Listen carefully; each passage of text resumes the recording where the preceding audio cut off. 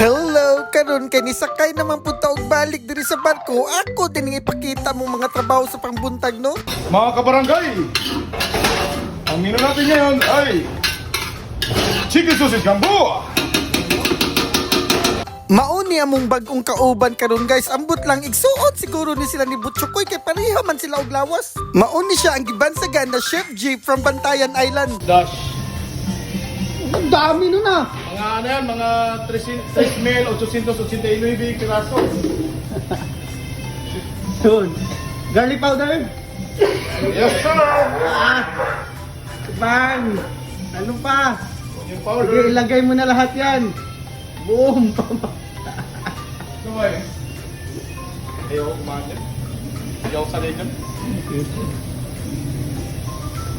Bitchin. Sunis, walang bitchin yan. Walang bitchin pala. Ayun dyan. Walang bitchin pala. Zero tayo, mababas tayo lang yan. Mabas ako ng... Shoutout pala kay Boss, Ship Money, Ship King, kay Bro. Yung mga mentor ko dyan. Sana tama yung ginagawa ko ha.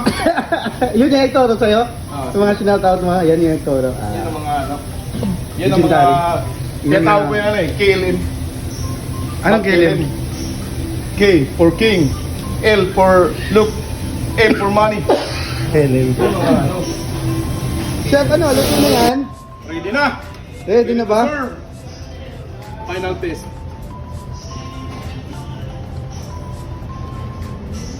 Lasang gambo. Kao na dung! Yun. Sumauto siya among bago nga kauban nga grabe kaayo kakulit. Makalingaw kaayo mao nang saba kaayo mi diri sa kusina.